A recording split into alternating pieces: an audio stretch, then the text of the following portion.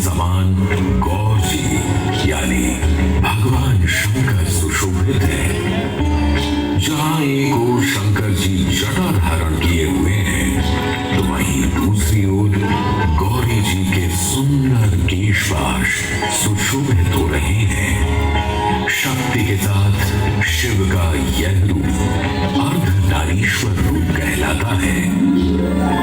अपने इस स्वरूप से भगवान शिव ब्रह्मा जी को प्रजननशील प्राणी के सृजन की प्रेरणा देते हैं और साथ ही यह संदेश भी देते हैं कि स्त्री पुरुष समान है, क्योंकि शक्ति के बिना शिव शिव नहीं है। ब्रह्मा जी के आग्रह पर शक्ति ने उनके पुत्र दक्ष के यहाँ सती के रूप में जन्म लिया। इन्हीं शक्ति रूपी सती का विवाह भगवान शिव से हुआ, परंतु तीनों लोकों में तब हाहाकार मच गया जब प्रजापति दक्ष ने कलकल में एक यज्ञ का आयोजन किया।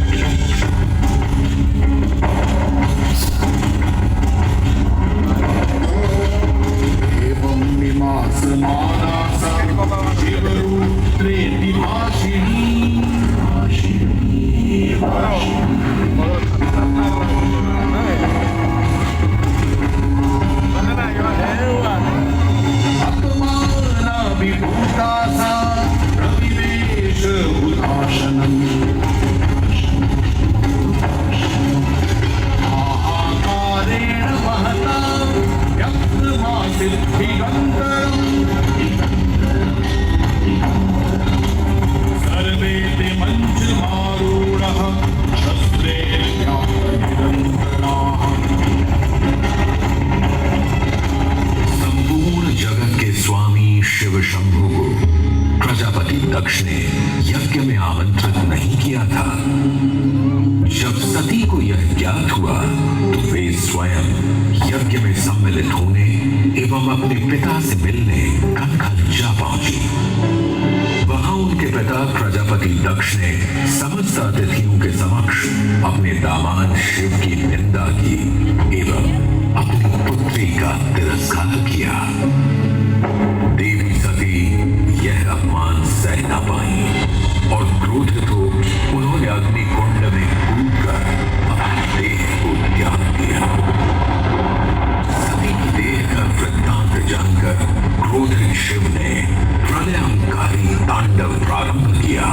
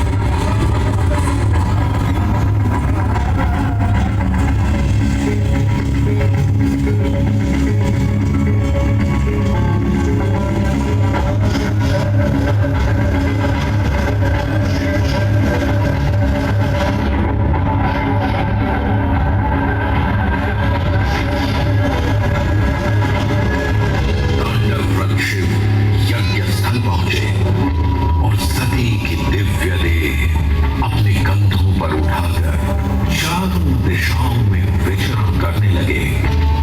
यह देख श्री विष्णु ने अपने सुदर्शन चक्र से सती की दिव्य देह को 52 भागों में कर दिया।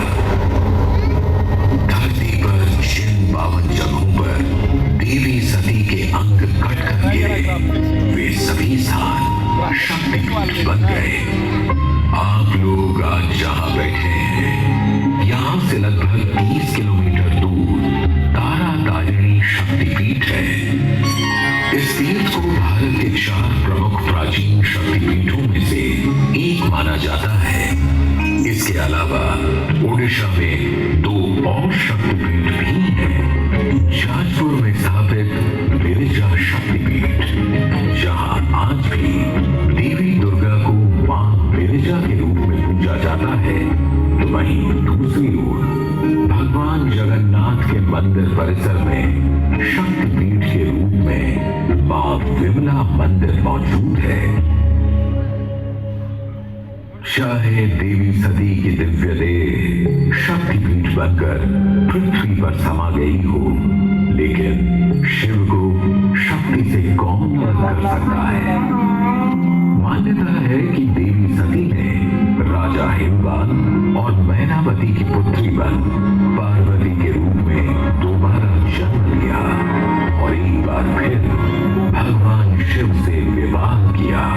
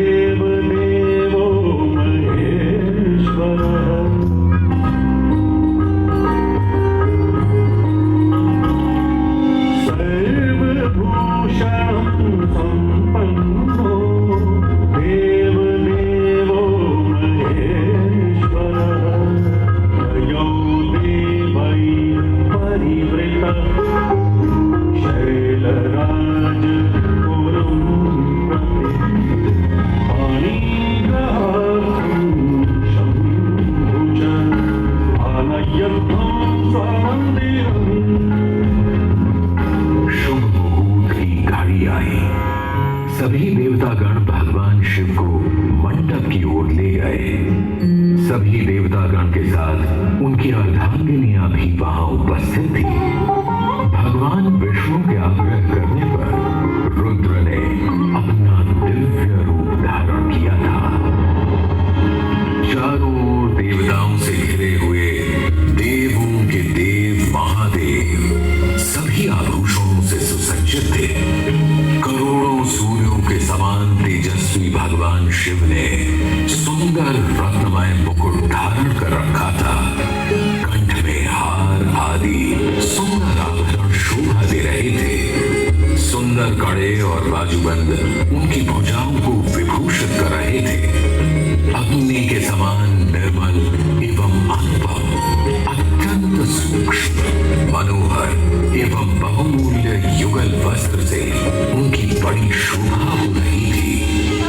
ऐसे मनोहर, सुंदर, गुणवान जमाता को अपने अपने समक्ष देख हिमवान और मैनावती अपनी पुत्री के लिए अत्यंत प्रसन्न थे।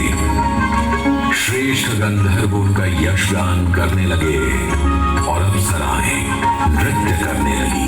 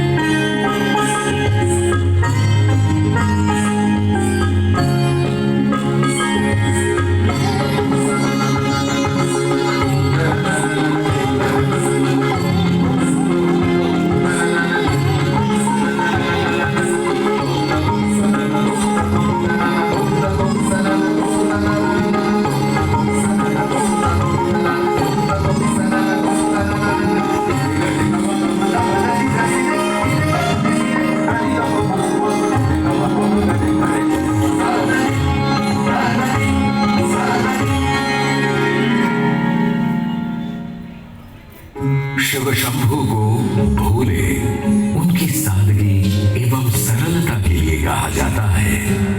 उनके लिए सभी भक्त एक समान है, फिर चाहे वे देवता हो या राक्षस।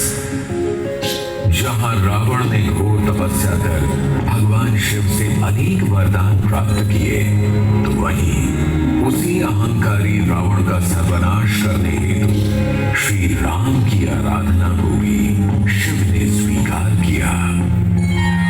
श्री राम ने शिव की पूजा अर्चना हेतु अनेक स्थानों पर शिवलिंग की स्थापना की, जिनमें से एक प्रमुख ज्योतिर्लिंग रामेश्वरम में स्थापित है। शिव की कृपा से इस ज्योतिर्लिंग का नाम श्री राम के ही नाम से शुरू होता है। रामेश्वरम हो या रामलिंगेश्वर, इनमें श्री राम और देवाधिदेव महादेव दोनों का वास होता है। यह रामलिंगेश्वर उद्यान शायद उसी कड़ी का एक हिस्सा है, जहां श्री राम के साथ महादेव की भी असीम कृपा विद्यमान है। हम सदैव तीनों लोगों के स्वामी भगवान शिव को सादर नमन करते हैं और गोस्वामी तुलसीदास जी द्वारा निर्मित स्तोत्र से उनकी वंदना करते हैं।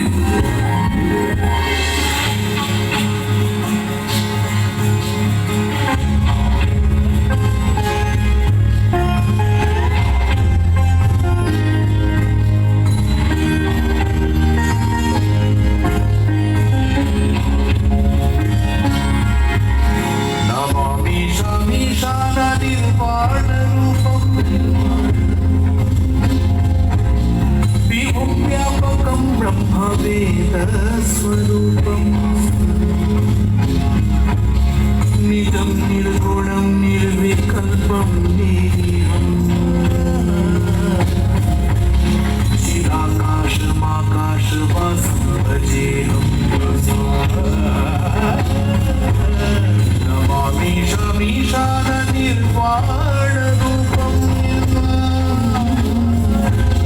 विभुं व्यापकं ब्रह्मवेदस्वरूपम्।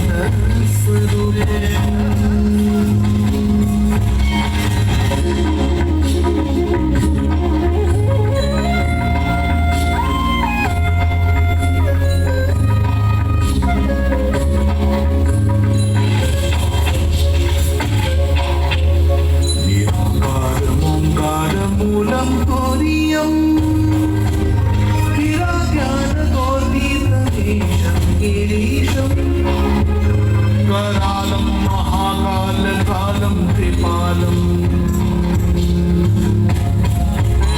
गुणागार संसारपालं नतोऽहं नमामि शमीशाननिर्वाणम्।